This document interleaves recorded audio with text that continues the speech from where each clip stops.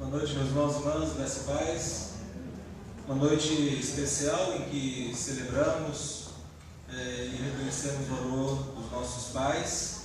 Um momento também especial em que, como igreja reunida, podemos novamente olhar para as Escrituras e sermos verdadeiramente desafiados a termos uma vida para a glória de Deus. Quero convidar os irmãos, olhem rapidamente no boletim. Você tem na página 2 esses 7 quadrados com números, de 1 a 7, são as 7 marcas do membro saudável. Quais são as características de um membro saudável? Então, o membro saudável é aquele que primeiramente é regenerado. O membro saudável tem um tempo a sós com Deus. O membro saudável ele pratica a palavra. O membro saudável ele cultua a Deus. O membro saudável ele busca, encontra conselhos bíblicos, bem como também ele oferece conselhos bíblicos.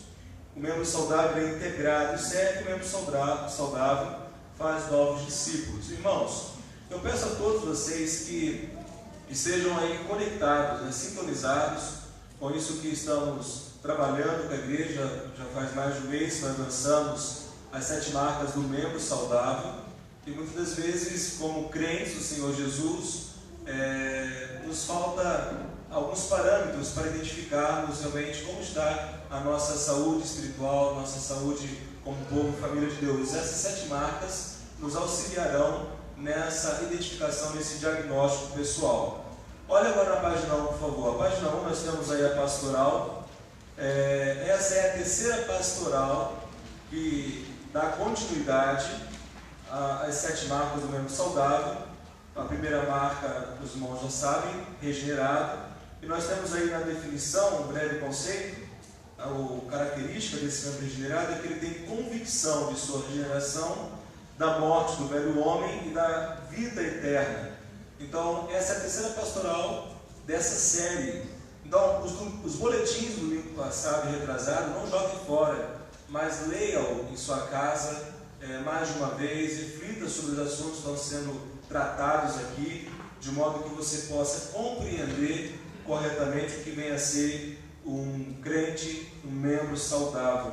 Ok? Então eu peço aos irmãos uma atenção, depois que vocês façam a leitura desse último acerca do regenerado. Se Deus permitir, no próximo domingo nós daremos continuidade. O assunto vai ser tempo a sós com Deus. Ok? Pois bem, sem delongas, eu quero convidar os irmãos a abrirmos juntos as nossas Bíblias, lá no primeiro livro da Bíblia, no livro de Gênesis. Damos continuidade a essa série. Os irmãos estão bem lembrados que essa série que estamos tratando, ela tem como grande foco mostrarmos o Caim, que é o protótipo do velho homem. Mas para compreendermos o que vem a ser o velho homem, o que vem a ser esse protótipo de Caim, precisamos primeiro verificar os seus pais, Adão e Eva. E hoje é a 4ª mensagem dessa série. Nós já falamos que a tentação, ela se constituiu justamente no desejo de saber tudo. O que caracteriza o velho homem? Aquele que quer saber tudo. Eu sei de tudo. Não preciso de ninguém dando palpite na minha vida. Não preciso de ninguém interferindo nas minhas decisões. Isso constituiu-se a queda. A vida de independência. Então ele quis independência de Deus quando ali decidiu dar ouvido à voz da serpente. Nós vimos também que a queda se estabeleceu como uma ruptura do relacionamento com Deus, consigo mesmo, com o seu semelhante, também com a criação de Deus. Domingo passado nós vimos que Deus emitiu o seu juízo. Quando Deus então ali, ele busca Adão, Adão foge de Deus, Adão está com medo de Deus. Deus o buscou, e ali naquela conversa com Deus, Adão ele pôde de fato verificar a queda, mas ali também começa a perceber a graça de Deus. E hoje, irmãos, veremos justamente sobre o juízo e graça. Hoje nós damos continuidade nessa série, e o que vamos ver nessa noite, assim como Deus está nos permitindo, justamente sobre isso, o juízo e a graça de Deus. Vamos então fazer a leitura do texto. Gênesis capítulo 3, versículo 20 a 24. Vamos orar mais uma vez. Após a oração faremos a leitura e a exposição do mesmo. Vamos fechar nossos olhos. Vamos orar. Senhor Deus, nós estamos, ó Pai, aqui diante da Tua presença, como igreja congregada, reunida para prestar culto a Ti e ouvir a Tua palavra. Senhor, fala-nos nessa noite, Pai, mais uma vez, por intermédio da exposição da Tua Santa Palavra, que possamos ouvi-la, que possamos compreender, que possamos crer da maneira correta, de modo, Deus, que a nossa fé seja bíblica, de modo que a nossa fé venha agradá-lo. Ó Pai, obrigado por Tua bondade, por Tua graça e misericórdia. Em nome de Jesus que oramos. Amém. Então vamos lá, irmãos, acompanhe a sua Bíblia, por favor. Gênesis capítulo 3, versículo 20 a 24. Moisés registrou e o texto nos diz o seguinte, versículo 20. Adão chamou Eva, a sua mulher, porque ela foi mãe de todo vivente. E o Senhor Deus fez roupas de pele para Adão e sua mulher e os vestiu. Então disse o Senhor Deus: agora o homem tornou-se como um de nós e conhece o bem e o mal. Não suceda que estenda a mão e tome também da árvore da vida, coma e viva eternamente. Por isso, o Senhor Deus o mandou para fora do jardim do Éden, para cultivar do solo do qual fora tirado. E havendo expulsado o homem, pôs a leste do jardim do Éden os querubins e uma espada flamejante que se revolvia por todos os lados para guardar o caminho da árvore da vida. O que acabamos de ler são duas mensagens centrais que a Bíblia nos traz. Duas revelações da pessoa de Deus. A Bíblia nos mostra com muita clareza que Deus, ele age com juízo, mas conquanto age com juízo, Deus também ele age com graça. É impressionante, irmãos e irmãs, vermos no capítulo 3 de Gênesis, já no primeiro livro da vida, o quanto que a graça de Deus está presente em uma situação tão terrível. O que está diante de nós é a revelação de um Deus que é justo juiz. A Bíblia nos traz essa revelação. O Deus a quem cultuamos essa noite, o Deus que é soberano sobre todas as coisas, a qual nada pode ser escondido, nada para Ele é desconhecido, Ele é justo juiz. Deus é justo no seu julgamento. Deus ele não usa dois pesos e duas medidas. Deus ele é reto. Deus ele é perfeito. Ele julga como aquele que conhece plenamente tudo e nada pode estar encoberto aos seus olhos. Isso é fundamental vermos aqui no capítulo 3 de Gênesis, a qual estamos trabalhando esses finais de semana.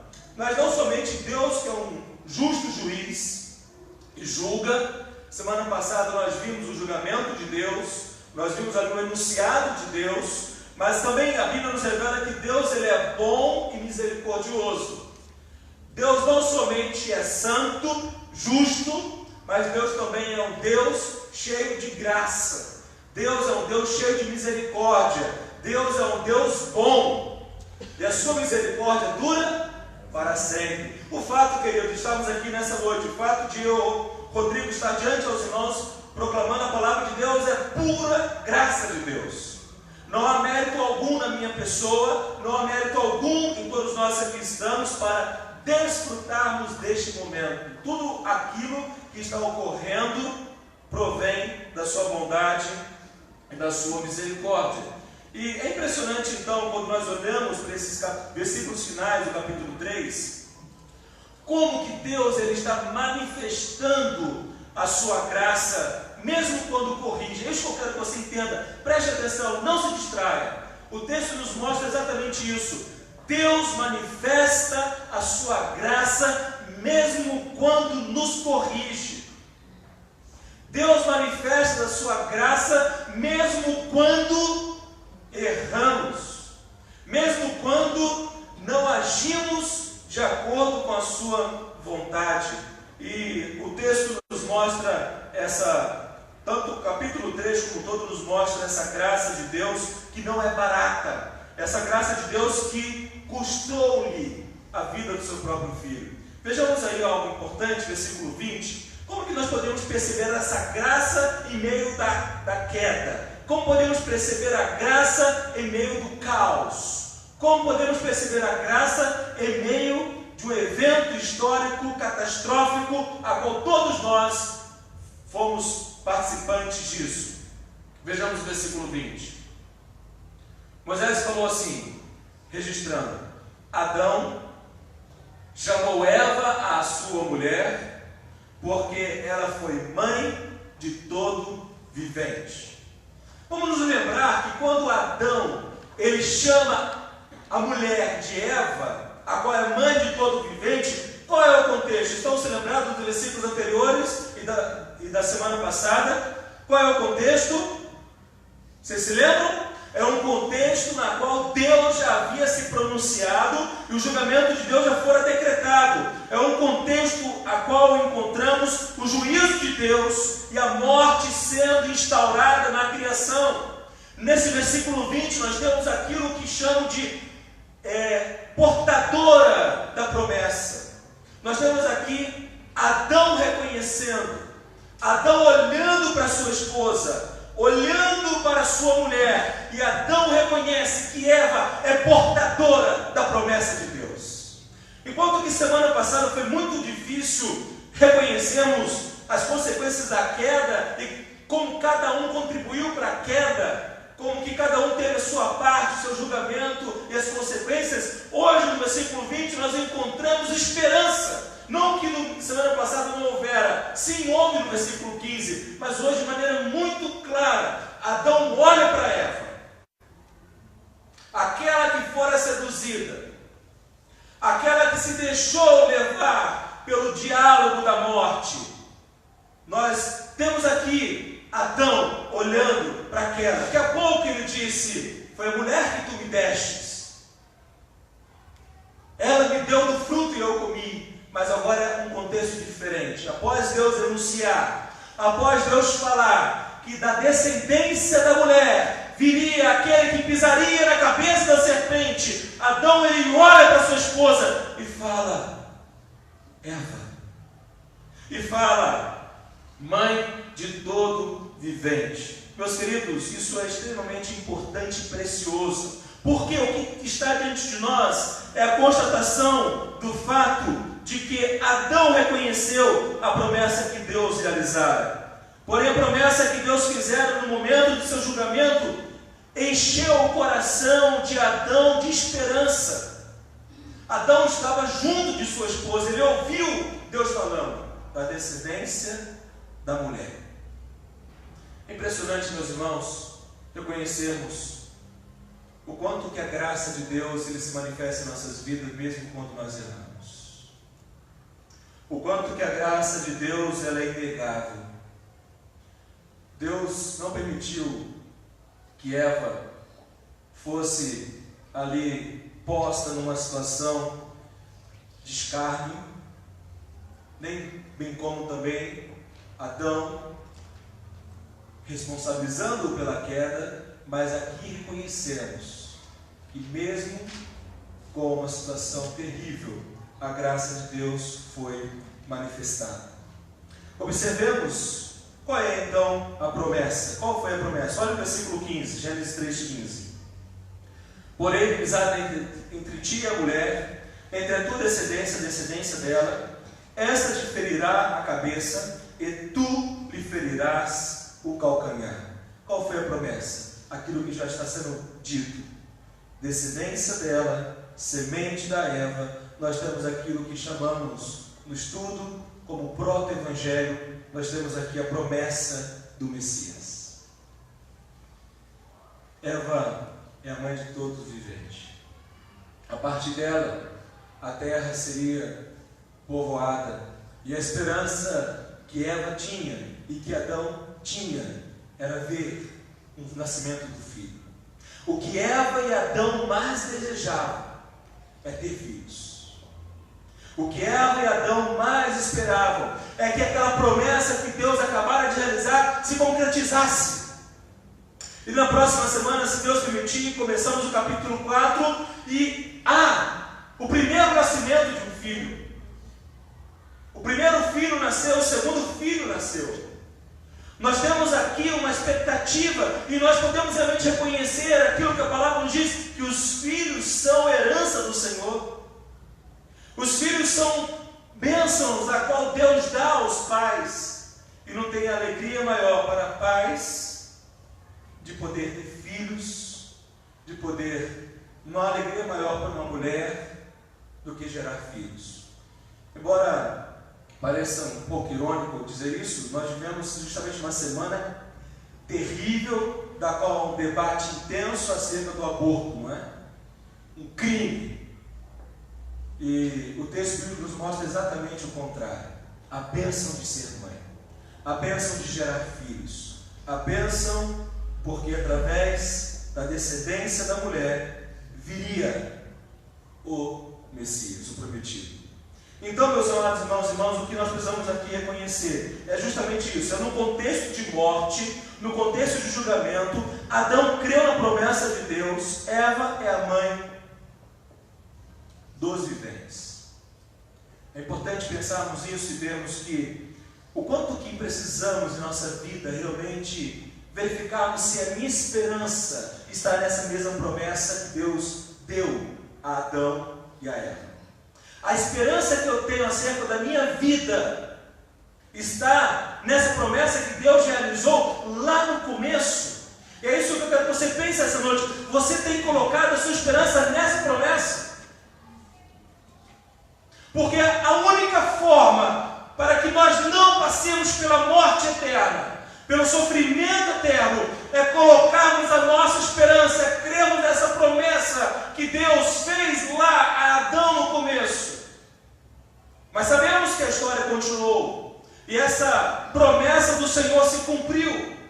E a promessa que Deus fizera a Adão cumpriu-se na pessoa do Senhor Jesus Cristo. Ele é a descendência da mulher. E aí então nós olhamos a portadora da promessa, a mulher como portadora da promessa, mas é impressionante notarmos que não somente no versículo 20 encontramos a graça de Deus, mas também no versículo 21 a graça de Deus se manifesta. Olha o versículo 21. E o Senhor Deus fez roupas de pele para Adão e sua mulher e os vestiu. Vocês estão lembrados que quando Adão e Eva, ao caírem, ao pecarem, eles olharam um para o outro e viram que estavam o quê? Nus. Qual foi a providência? Com folhas de figueira, com folhas, fizeram roupas para si. Mas aqui o texto nos mostra a expressão da graça de Deus, porque no versículo 21 há uma outra expressão da sua graça, que é o primeiro sacrifício ocorrendo. E meus irmãos e irmãs, Adão vê a morte no jardim. Isso é algo extremamente sério e ao mesmo tempo totalmente doloroso para Adão. Imagine Adão, ele é moralmente responsável. A partir dele todos nós caímos em Adão. Nós herdamos essa natureza adâmica, pecaminosa, maldita. E o velho homem diz respeito justamente a essa natureza da qual herdamos de Adão. Adão está no jardim. Adão no jardim do Éden, no lugar perfeito, a qual Deus criou, para que dele guardasse e cuidasse. Ele não fez. E o que ocorreu? Morte. A morte não aconteceu, a primeira morte não aconteceu fora do jardim do Éden, mas a primeira morte acontece dentro do jardim. Adão e Eva foram testemunhas disso. Adão e Eva vê a morte no jardim. É o primeiro sacrifício. O primeiro sacrifício foi oferecido no jardim. A Bíblia não nos fala que animal foi morto, mas a Bíblia nos diz que Deus o vestiu com peles. É o próprio Deus que ali no jardim derramou o sangue de um animal. É o próprio Deus que ali no jardim, ele tira a vida daquele animal, o seu sangue derramado, não para ser de alimento para Adão. Lembremos-nos que até aqui, qual era o alimento de Adão e Eva? Do que eles se alimentavam? Lá em Gênesis 2 fala de toda, o quê? De todo vegetal que dê semente, de todo fruto de árvore que dê semente. Até então eles não se alimentavam de carne, não havia necessidade de que o animal fosse sacrificado para o alimento deles, mas ali o sacrifício se faz. Aqui, meus queridos irmãos e irmãs, como que apontando a obra de Jesus Cristo na cruz.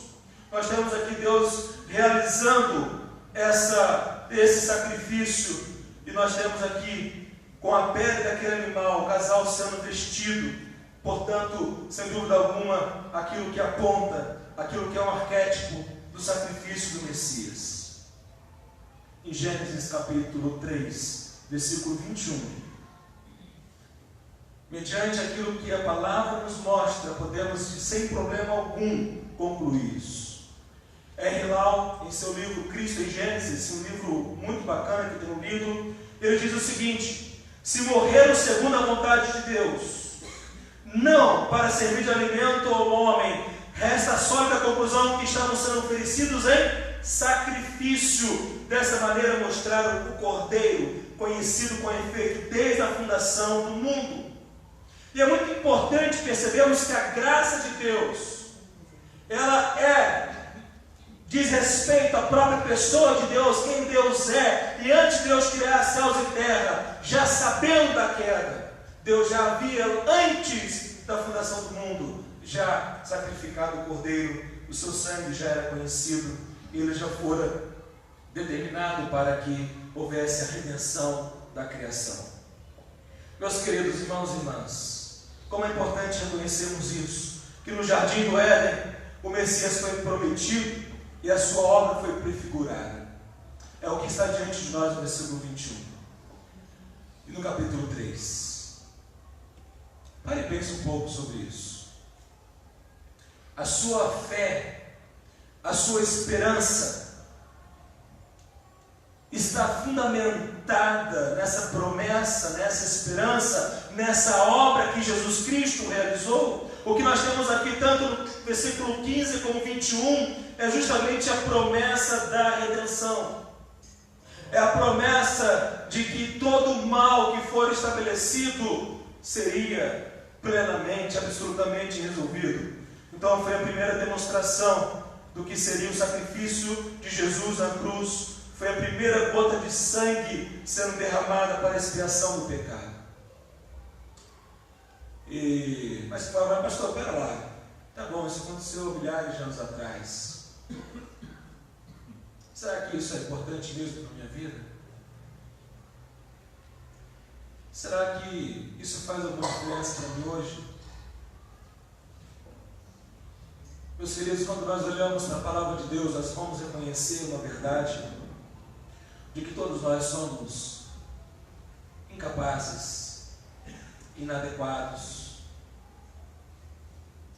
Nós não somos suficientes. Nós não temos como, a partir de nós mesmos, de nossas obras, alcançarmos essa graça, alcançarmos essa obra que Jesus realizou. Vejamos lá em Isaías capítulo 64.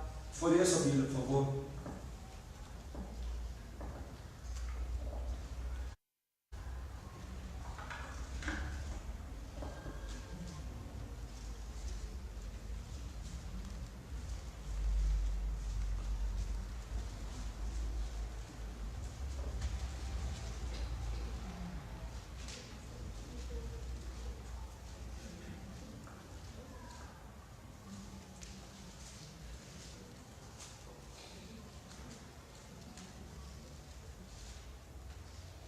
Veja o versículo 6. Todos nós somos como impuro, e todas as nossas justiças como trapo da imundícia. E todos nós murchamos como a folha, e as maldades nos arrebatam como o vento. Que texto mais revelador daquilo que eu sou, se não fosse Cristo Jesus na minha vida. Que texto revelador que nos mostra o que é cada homem, cada mulher que nasce sobre a face dessa terra. A palavra de Deus nos mostra, sem alguma dúvida e com toda clareza, todos nós somos como o impuro. E todas as nossas justiças como trapo da imundícia. Queridos, por mais justos, ou por mais que venhamos praticar justiça, sermos corretos, tentarmos ter uma vida reta e íntegra, isto nunca será aquilo que é necessário para alcançarmos o perdão, a salvação, a graça de Deus. O nosso relacionamento com Deus não está fundamentado naquilo que nós fazemos. A restauração da nossa vida com Deus não se baseia naquilo que nós realizamos, mas por que não se baseia? Porque tudo quanto fazemos é o que? Como um trapo da imundícia. Pensa na obra mais bela que você já fez. Poxa, você ficou orgulhoso de você mesmo. Poxa, como que eu sou bom. Olha, eu ajudei aquela pessoa que estava necessitada. Olha, eu socorri tal fulano. Olha que conselho sábio que eu dei. Olha como que eu sou um crente nota 10. Eu tenho vindo todos os domingos à igreja, todos os dias eu oro, todos os dias eu leio a Bíblia. Como eu sou uma pessoa reta, justa. Se nós colocarmos a esperança da nossa vida eterna, da nossa salvação, naquilo que nós realizamos, nós seremos contados como trapo da imundícia. É muito importante que nós tenhamos a compreensão, meus irmãos, aquilo que a palavra nos diz. Se todos nós murchamos como a folha e as nossas maldades nos arrebatam como o vento. Como diz o profeta Jeremias, capítulo 17, versículo 9. O coração do homem é o quê? Mais enganoso do que qualquer outra coisa. Esse evento que ocorreu com Adão e Eva, a constatação da sua pecaminosidade, Deus revelou no momento em que conversou com um casal e eles reconheceram o quão distante estavam de Deus. Olhamos para as Escrituras aqui no profeta Isaías e também quando nós olhamos lá em Romanos. Vamos lá para Romanos capítulo 3. Romanos capítulo 3, versículo 23.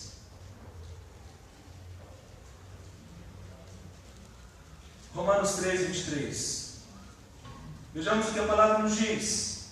Porque todos pecaram e estão o quê? Destituídos, separados da glória de Deus. Olhemos agora para 2 Coríntios, capítulo 5. Vamos lá, 2 Coríntios capítulo 5, versículo 21.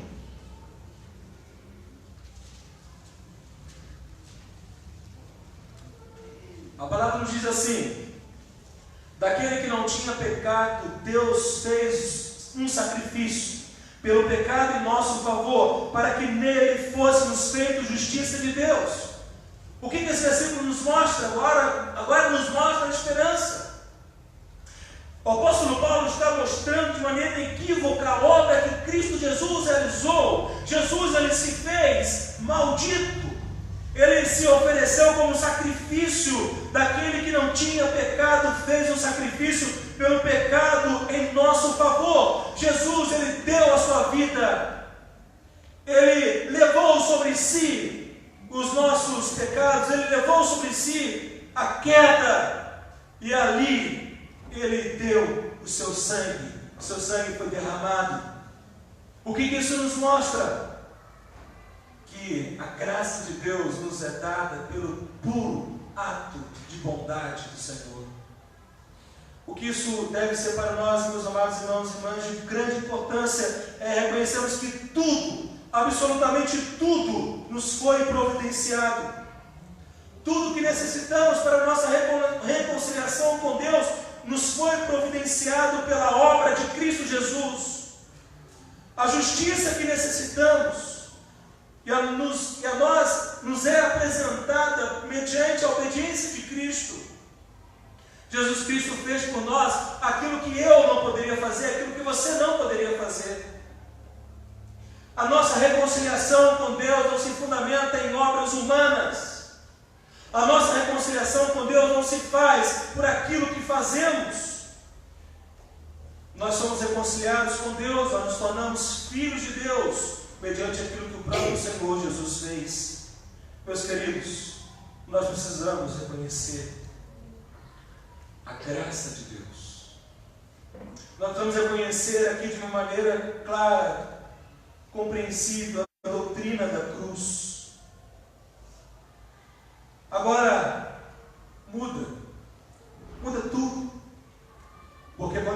é isso? Quando eu sou atraído a Cristo Jesus, a sua obra, a sua vida, aos seus ensinos, a sua morte, a sua ressurreição, quando eu sou atraído a quem é Cristo Jesus, aquilo que Ele fez por mim, isso gera em meu coração, o Espírito de Deus gera em mim uma nova vida, e a Bíblia nos mostra de maneira muito preciosa que o nosso velho homem é crucificado com Cristo. Ele foi crucificado com Cristo.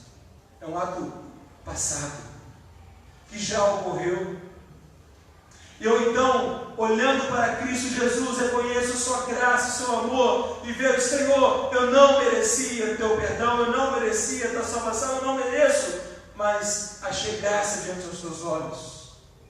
Aquele que veio ontem à noite, aqui na homenagem que a igreja fez aos pais, por meio da sua família, o pastor Dinati destacou muito bem esse aspecto da graça de Deus em Noé. Noé achou graça aos olhos de Deus. De uma maneira muito preciosa, ele expôs, e podemos ali realmente compreender que Noé também era pecador. Noé também era o homem que necessitava da graça de Deus. E aqui então, nós precisamos reconhecer exatamente isso.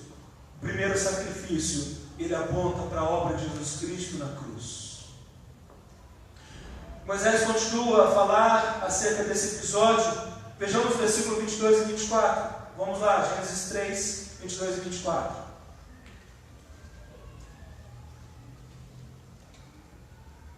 O texto nos diz: Então disse o Senhor Deus: Agora o homem tornou-se como um de nós, e conhece o bem e o mal. Não suceda que estenda a mão e tome também da árvore da vida, coma e viva eternamente. Queridos, nós temos aqui um terceiro momento em que o juízo e a graça de Deus caminham juntos. Nós temos aqui realmente a manifestação dessa graça do Senhor, e como que esses dois versículos são preciosíssimos. Observemos e vejamos o quanto que muitas das vezes a compreensão errada desses versículos nos conduz à falta de reconhecimento de sua grandeza e beleza. O que é que nos parece aqui? Parece que Deus está sendo o quê? Cruel, não parece? Poxa Deus, o Senhor não deixou Adão e Eva comerem da árvore da vida? Deus, o Senhor não quer que o homem viva eternamente? Interpretações erradas estou colocando aqui. Olha para o texto.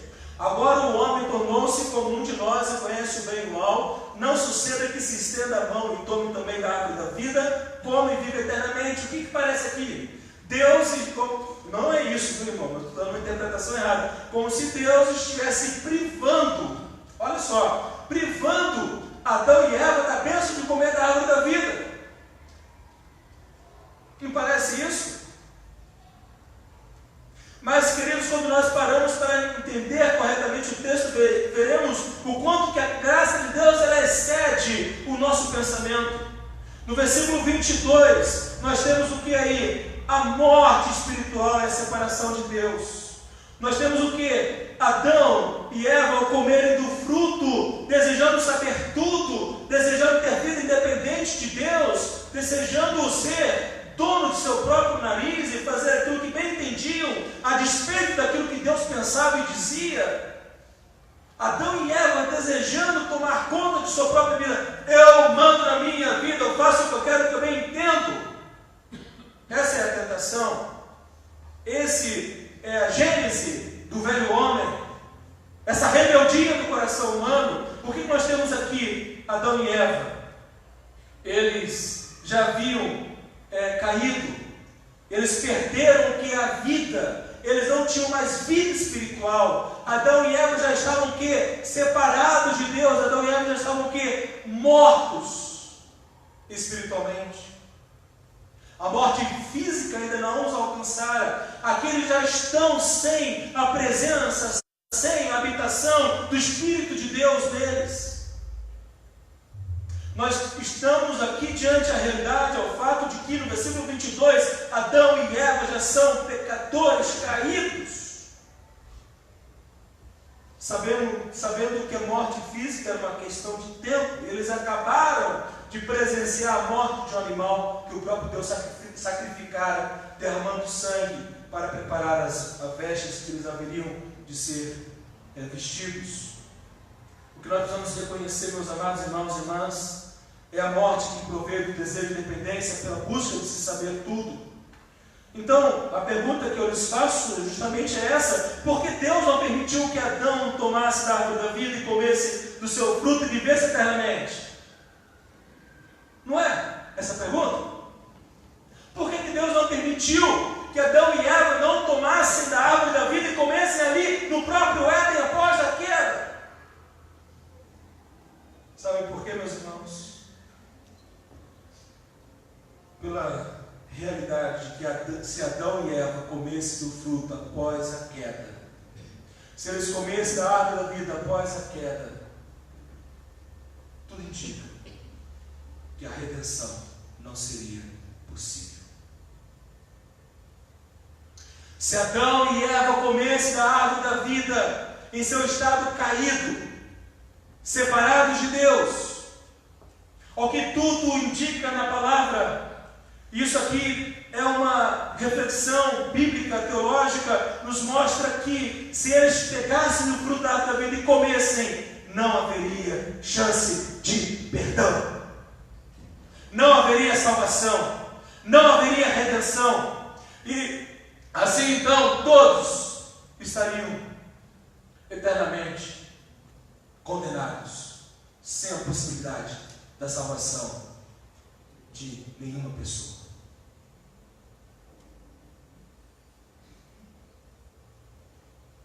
Deus foi cruel em não permitir ou foi muito gracioso?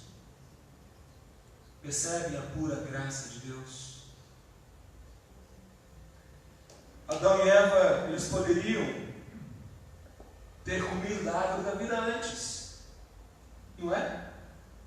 Poderiam, antes da queda. E aí é um paralelo muito curioso, porque se Adão e Eva tivessem comido antes da árvore da vida, e aqui já é uma reflexão, talvez nunca tivesse havido a queda. E eles tinham acesso à árvore da vida, mas não comeram da árvore da vida, mas sendo Eva seduzida por Satanás, comeu da árvore do conhecimento do bem e do mal, precipitando-os a queda quando Adão comeu. A árvore da vida, meus amados irmãos, esteve disposta o tempo todo. Vamos lá. Quer ver o texto bíblico? Abre aí. Gênesis capítulo 2, versículo 9. O quanto que isso é sério, meus irmãos. Gênesis capítulo 2, versículo 9, nos diz o quê? E o Senhor Deus fez brotar do solo todo tipo de árvore agradável à vista e boa para alimento, bem como a árvore da vida no meio do jardim e a árvore do conhecimento do bem e do mal. É muito claro isso. Deus colocou no meio do jardim a árvore da vida e a árvore do conhecimento do bem e do mal. Adão e Eva não comeram da árvore da vida, mas eles escolheram comer da árvore do conhecimento do bem e do mal. A árvore da vida foi tirada diante deles após a queda, porque eles não poderiam comer desta árvore mais. Eles não poderiam mais ter vida eterna, porque agora estavam rebeldes, rebelados, estavam separados da glória de Deus. Eles não tinham mais vida espiritual. E aí então, meus queridos, o quão é importante reconhecermos isso, porque a árvore da vida é o lugar onde a humanidade encontra a vida eterna. A árvore da vida é o lugar onde a vida, o relacionamento com Deus, a paz com Deus, a comunhão com Deus, a alegria em Deus, o prazer em Deus, jamais será esgotado, jamais haverá pausa, jamais se encerrará. E aí, nós vamos encontrar agora, nós vemos aqui Deus não permitindo que Adão e Eva pegassem e comessem do fruto da árvore da vida. E a partir do capítulo 3, 4, expulsos do jardim do Éden. A Bíblia só volta a falar da árvore da vida lá em Apocalipse. Vamos para Apocalipse? Apocalipse capítulo 22.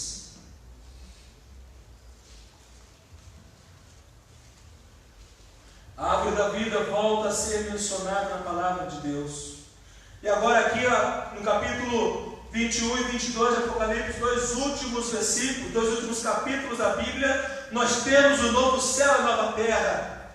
Nós temos aquilo que Deus tem reservado àqueles que confiam e creem e seguem ao Senhor Jesus. E aqui então no capítulo 22, nós temos uma descrição acerca da árvore da vida. Acompanhe na sua Bíblia, por favor. No capítulo 22, versículo 1. Então, o anjo mostrou-me o rio da água da vida, claro como um cristal, que saía do trono de Deus e do Cordeiro, no meio da praça da cidade. De ambos os lados do rio estava o quê? A árvore da vida. Queridos, olha que impressionante. Que produz 12 frutos de mês em mês, e as folhas da árvore são para a cura das nações. Ali jamais haverá maldição. Nela estará o trono de Deus e do Cordeiro, os seus servos o servirão e verão a sua face, e na testa deles estará o seu nome. Não haverá mais noite, e não precisarão de luz de lâmpada, nem da luz do sol, porque o Senhor Deus os iluminará, e eles reinarão pelos séculos dos séculos. O que temos aqui?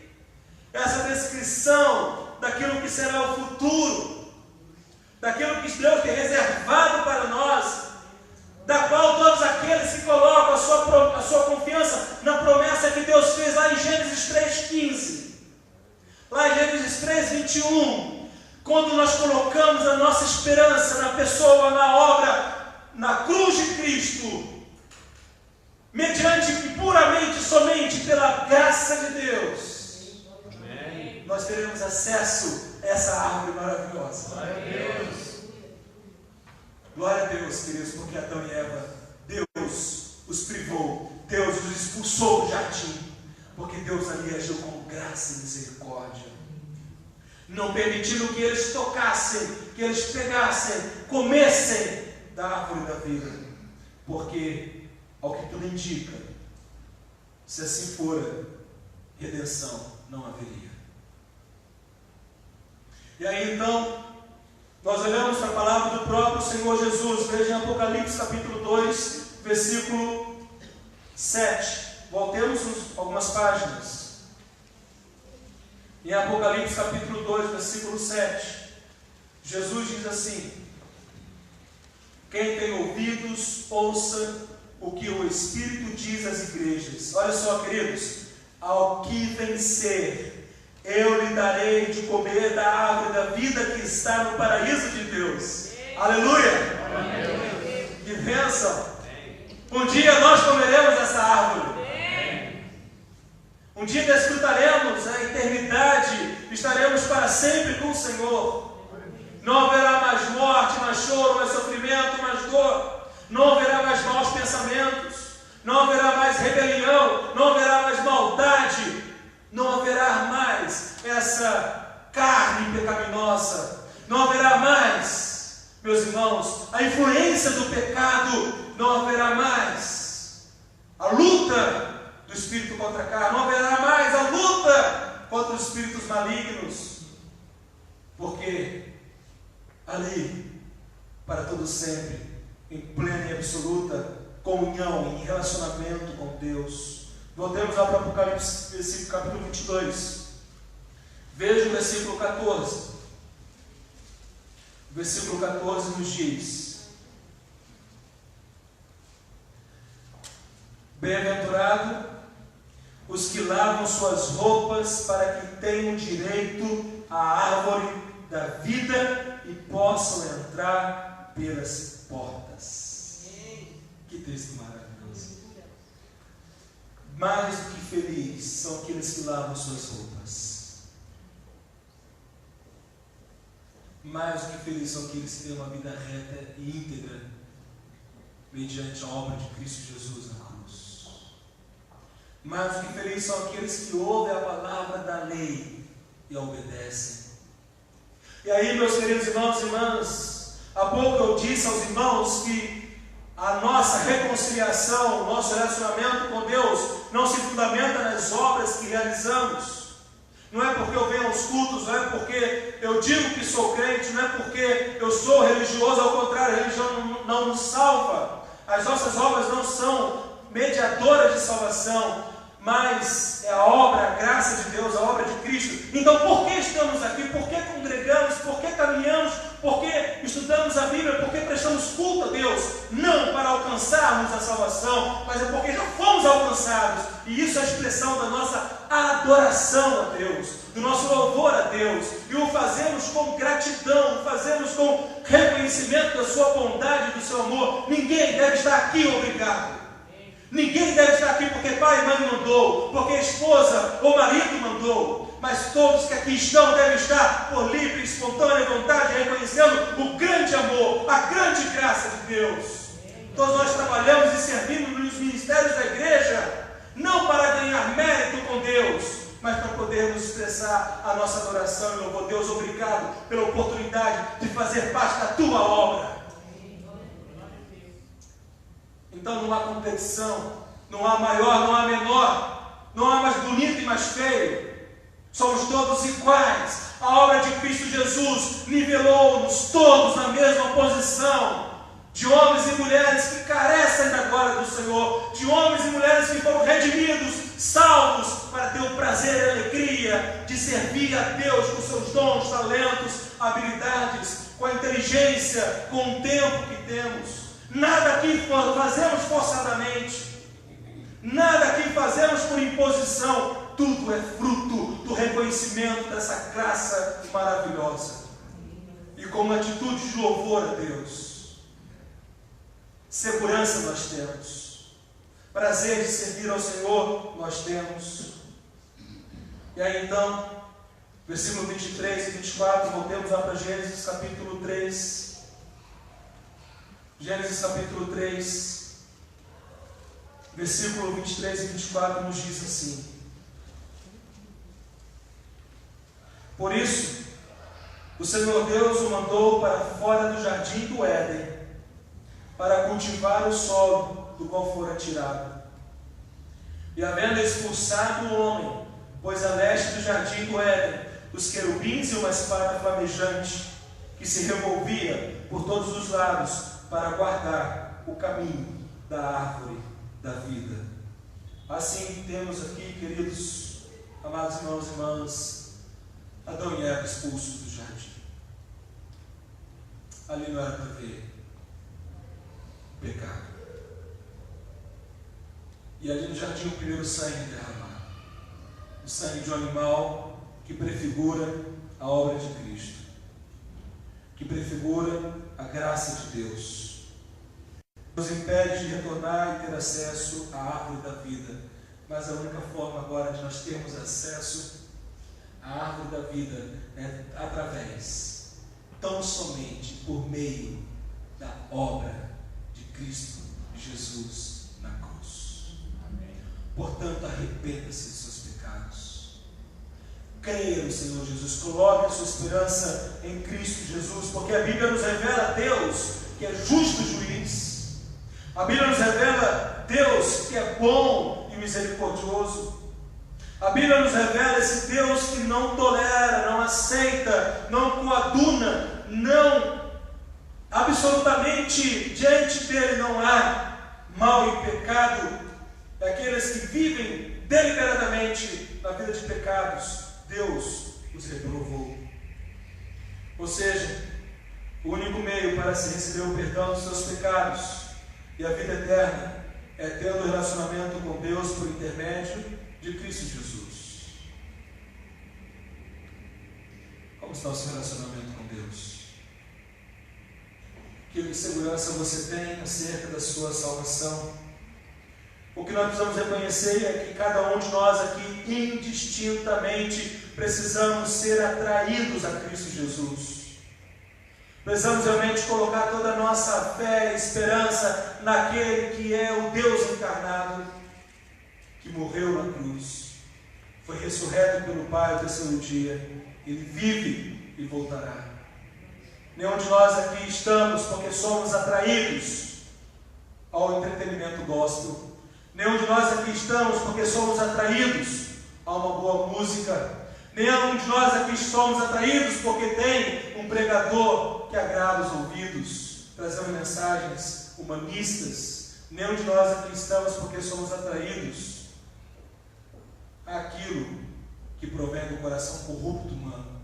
Mas todos nós aqui estamos porque devemos ser e somos atraídos a Cristo Jesus.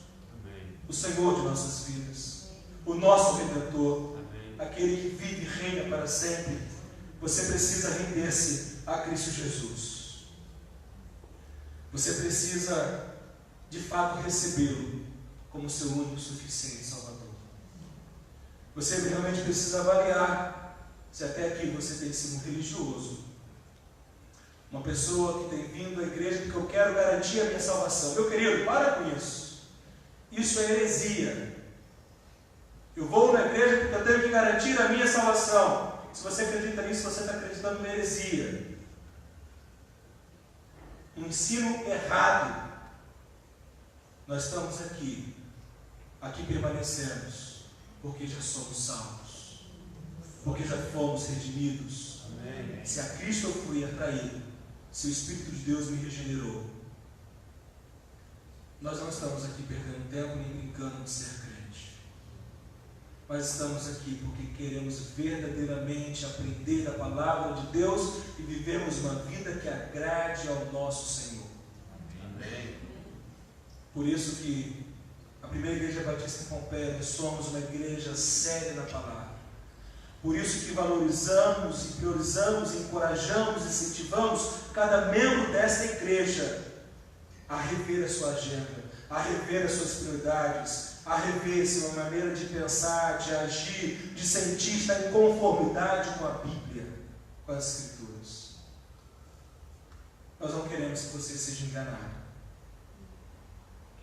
Nós não queremos que você seja iludido, mas queremos mostrar a você a verdadeira mensagem da cruz, para que, ao ouvir a voz de Deus, o Espírito de Deus mover na sua vida, você venha se arrepender, confessar Jesus, como você fala: eu quero seguir a Jesus,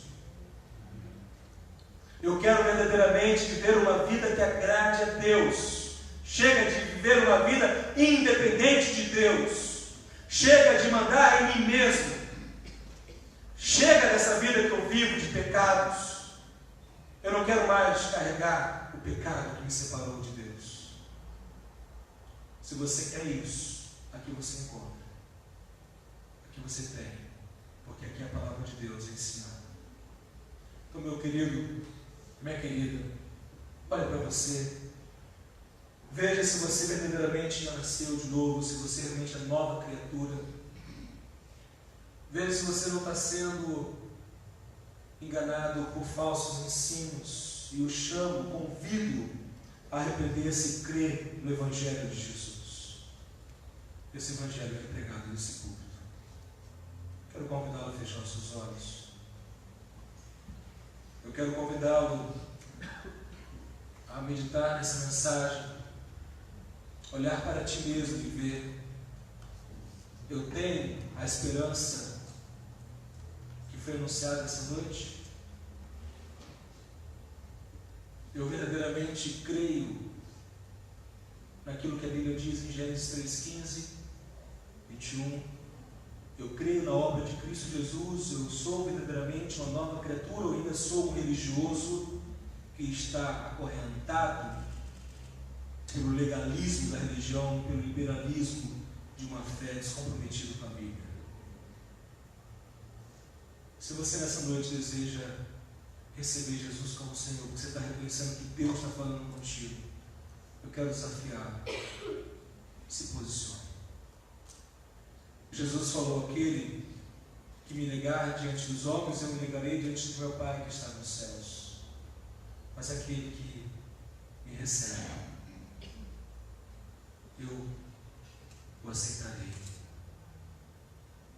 Alguém nessa noite deseja tomar essa decisão?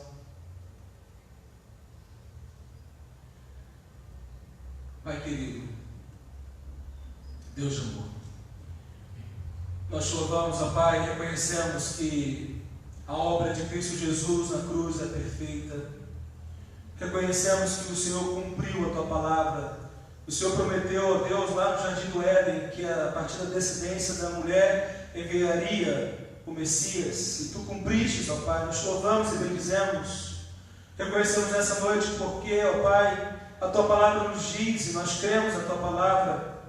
Pai querido, perdoe, ó Deus, a nossa incredulidade, em que muitas vezes estamos diante da verdade, não queremos nos render, somos teimosos, ó Deus, permitimos que a carne resista, enquanto Deus amado, que o Senhor já nos deu tudo que necessitamos para obedecer. Perdoa-nos, ó Pai, fortaleça-nos, ó Pai. Santo Deus, eu quero te agradecer, porque não estamos aqui, Senhor Deus, para mercadejar a Tua palavra, nós estamos aqui, ó Deus querido, para viver uma vida de enganos, mas uma vida reta diante do Senhor.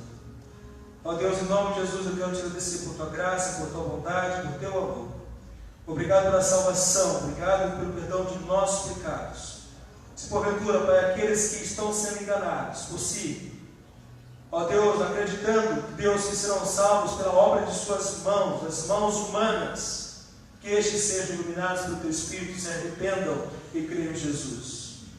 Se aqueles ainda que não foram regenerados pelo Senhor, ó Pai, e ó Deus querido, são com seus corações endurecidos, rogamos que Teu Espírito, Pai, venha fazer a obra, ó Deus, de tirar o coração de pedra e dar-lhes o coração de carne, pondo o Teu Espírito neles, ó Pai. Rogamos pela salvação daqueles que ainda são reprovados por Ti. Ó Pai, tem misericórdia. Conduza-nos, ó Pai, às nossas casas, ó Pai, para que vivamos uma vida que lhe agrade. Que a nossa semana seja uma semana provando a Tua glória. Em nome de Jesus que eu oro e agradeço. E agora, com o amor de Deus, que a graça e a paz do nosso Senhor e Salvador Jesus Cristo e as doces consolações do Teu Santo Espírito sejam com o Teu povo, hoje e para todo sempre. Amém. Amém, meus irmãos, que Deus nos abençoe.